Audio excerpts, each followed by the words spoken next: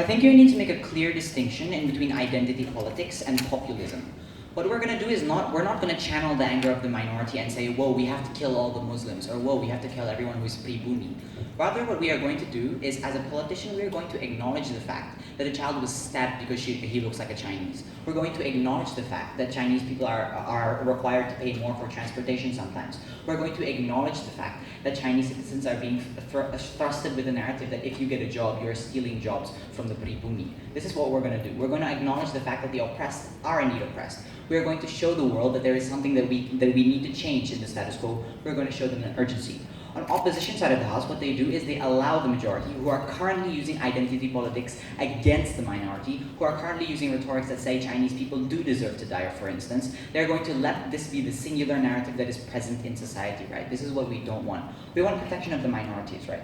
Now, before my extension is going to discuss about the shifting of political focus in the political spectrum, how we can encourage all politicians and not just the minorities in order to cater towards minorities. But first, let's engage with their case. Notice how what they want is policies, right? What they want is policy changes, and they want something that can develop the society at large. But we're going to concede to this, and we don't think that winning is going to happen on either side.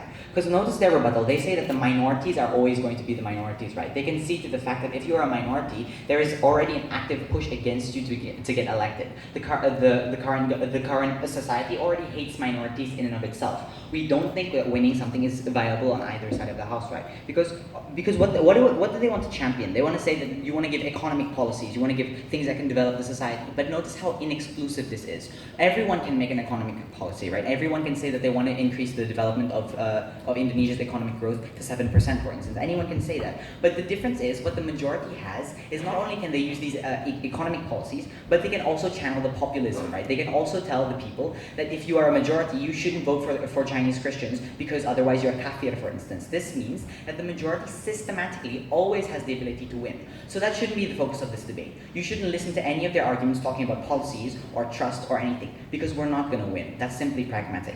So what should you focus on? You should focus on the election in and of itself. What kind of political push can you generate from the election? What kind of changes can you generate from the election? What kind of societal recognition can you give? We've told you that what this does is this means that you get an intense amount of scrutiny from the media towards campaigns, right? And if you're campaigning about oppression towards minority, then that means that the media is going to have to pick up on the fact that there is significant oppression towards minority, right? There's going to be public realization that this is indeed the case, right? Now, they come up here and tell us that, oh, there's no exclusivity for these politicians, right? Anyone can do it, right? No, we think that the only person, sit down later, we think that the only person that can do this is the politicians, for two reasons.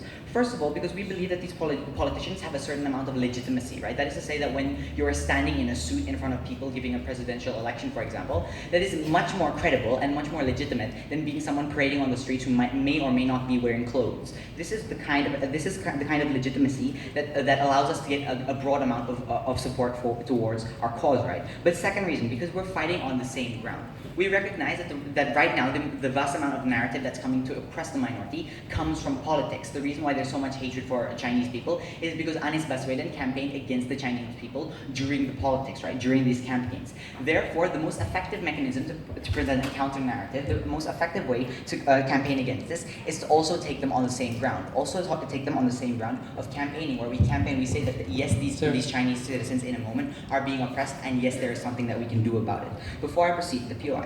Sir, the fact that Anies Baswedan could make Chinese people behave is because he is the majority. Why do you think that if the minority uplift the right of the minority, it will be hurt by people? Okay, actually, let's characterize this for a second. We disagree with the notion that everyone is a murderer. We disagree with the notion that just because you're a majority, you're stupid. Okay, we think that it exists on a spectrum. There are a lot of people who are on the moderate side. They don't know who to believe. The problem here is that there is a significant minority that within the majority facet, like for example, radical Muslims, who push political discourse, who sway the majority. There are a vast amount of people who are located in the gray area, who don't know what to believe, who are being pushed towards extremism, who are being pushed to believe that you indeed have to hate the minorities. What we do is we cater to these people on the gray area, right? These people who are not inherently evil, but are being persuaded to be evil by radical Muslims, for instance, right? This is how we can sway a vast amount of public support. This is what my first speaker told you, right? We told you that the majority of people, the people who are decent human beings, are going to listen to our campaign, right? We disagree with the characterization from their side, right? So Lastly, I'd like to light the fact here that there has been absolutely no engagement towards our principal argument, right? We have told you that as a Chinese Christian, for example, we are the only person who knows what's happening to other Chinese Christians. We are the best actor who can do it. And we think that it's highness for you to do nothing if you have the ability to do it. Notice that this is a non-consequential argument. We don't want to, in this point, we are not saying that we need to create a change, but rather we need to try. We are the person who has the ability to, so we should invest our capital, we should invest our emotion and our political support in order to create these changes, right? We should be a voice for the voiceless, because these Chinese Christians, these minorities, they have no other alternative. If we're not going to be the ones who do it, we're going to let them live in the oppression. We're going to let them be the person who is always going to be who is always going to draw the short stick, right? Now let's move on to my extension, right? We're going to discuss the shifting in political focus, but before that, do you have anything for me? Okay.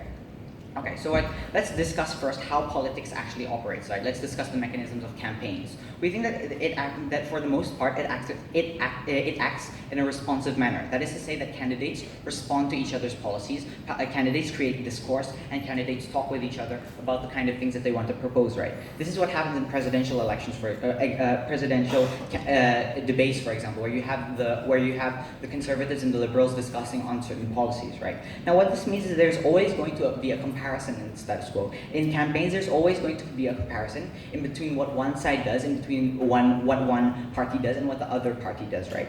That means, and furthermore, we believe that there's a public scrutiny towards this, right? A lot of people watch presidential debates, and there's going to be a vast amount of comparison towards this, right?